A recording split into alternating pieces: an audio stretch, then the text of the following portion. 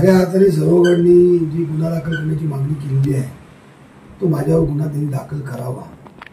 शिवाजी महाराजांसाठी जर गुन्हा असे दाखल होत असतील ते 100 गुन्हे दाखल करण्यास मी घ्यायला तयार आहे।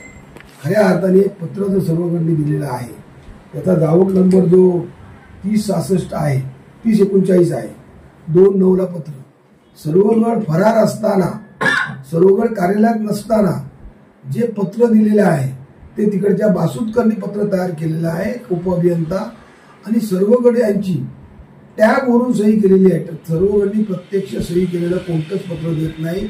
सर्वगड बाहेर असतात आणि टॅबवरून ते पत्रावर सह्या देतात, त्यामुळे ते पत्र आधी चुकीचं आहे आणि अधीक्षक अभियंतांनी त्यांना परवानगी देण्याकरता मी पत्र देणार आहे की अधीक्षक अभियंत्यांनी ह्या सर्वगडच्या गुन्हा दाखल करायला परवानगी द्यावी। सर्वगडला लागलेलं आहे ते मुळात अनिकेत पटवर्धन याबाबत अनिकेत पटवर्धन हा सर्वगडचा गुरु आहे आणि सर्वगडच्या बाबतीत त्यांनी अनिकेत पटवर्धननीच खऱ्या अर्थाने त्याला हे गुन्हे दाखल करायला लावायला सांगितलेले आहे। यापूर्वी भाजपचे पण कार्यकर्ते गुन्हा दाखल करण्याचा प्रयत्न करत होते पण त्यांना ते जमलं नाही की नोटीस द्यायला बघत होते, ते जमलं नाही।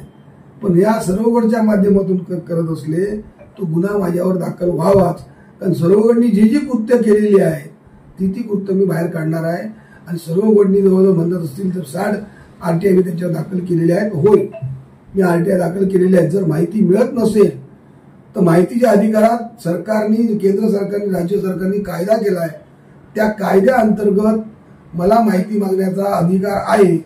पण तो कायद्यात खऱ्या अर्थाने पायदळी सर्वगड तोडवत आहेत। एखादं अपुरी माहिती दिल्यानंतर त्याच्यावर अपील करायला जर गेल्यानंतर कोणती अपील देण्याकरता चालवण्याकरता संबंधित अपीलार्थीला बोलावं लागतं, ते न बोलवता अपीलात तथ्य नाही अशा प्रकारचं देऊन ते अपील फेटाळलं जातं। म्हणूनच राज्य माहिती आयोगाकडे माझी जवळजवळ 25 ते 30 अपील प्रलंबित आहेत, ती लवकरात लवकर लागतील। पण सर्वगडनी आता या सर्व कामांमध्ये घोळ करून ठेवलेले आहेत। जो किल्ल्याची वर्क ऑर्डर नौदलाने दिली असली तरी वर्क ऑर्डरमध्ये कोणत्याही प्रकारची रक्कम घातलेली नाही।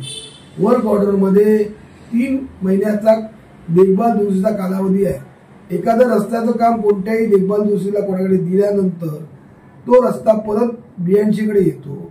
त्याचप्रमाणे हे BNC चे पैसे असल्यामुळे सार्वजनिक बांधकाम विभागाचे पैसे असल्यामुळे 3 महिन्यानंतर ते काम सार्वजनिक बांधकाम विभागाकडे येतं आणि म्हणूनच पालकमंत्र्यांनी काल पहिल्या वेळा आले त्यावेळी उपअभियंत्यांना तक्रार द्यायला लावली। त्या तिथेही सर्वगडला पालकमंत्री वाचवतात, कारण पालकमंत्री अद्याप त्यांना सस्पेंड करत नाहीये किंवा त्याच्यावर कार्यकोणती करत नाहीत, कारण खऱ्या अर्थाने पालकमंत्र्यांचा कलेक्टर तेच आहे। या जिल्ह्यातली जे कलेक्शन तेच करत आहेत, त्यामुळे पालकमंत्री त्या सर्वगडला कोणत्या प्रकारे काल पालकमंत्री जिल्ह्यात आले पण सर्वगड पालकमंत्र्यांच्या कार्यक्रमाला उपस्थित नाही। ही परिस्थिती बघितल्यानंतर खऱ्या अर्थाने सर्वगडनी या जिल्ह्यात जी कामं दिलेली आहेत आपल्या लाडक्या ठेकेदारांना त्या कामं देताना पण त्यांची कुवत नसलेल्या ठेकेदाराला काम दिलेली आहे आणि त्यामुळेच आज सर्वगड आपल्या सर्वेच्यात पांघरून घालतात। एखादा सर्वगड ज्या आपल्या मुलाला 60 लाखाची गाडी घेऊन देऊ शकतो, ज्या महिन्यात लग्न आहे त्या लग्नावर करोडो रुपये खर्च करू शकतो, तो सर्वगड ही कामामध्ये मी नाही त्यातली कडीला वाचली असं करत असेल तर सर्वगडच्या बाबतीत मी उच्च न्यायालयात जाऊन सर्व या असलेल्या किल्ल्या प्रकरणात जो असलेला शिवाजी महाराज प्रकरण किंवा जे हॅलिपॅड प्रकरण याबाबत न्यायालयात दाद मागणार आहे।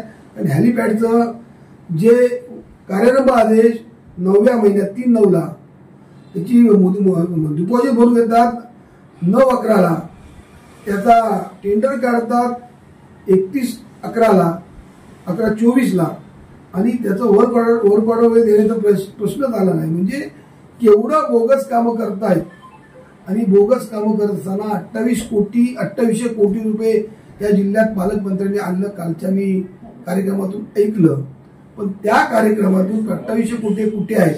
दर वर्षाप्रमाणे यावेळी पण गणपती खड्ड्यातूनच जाणार आहेत।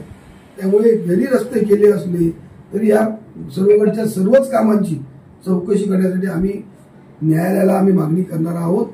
त्याचप्रमाणे कालचा जो कार्यक्रम झाला त्या कार्यक्रमात भारत माता की जय हा पालकमंत्र्यांनी घोषणा दिली, पण शिवाजी महाराजची जय अशी घोषणा दिलेली नाही.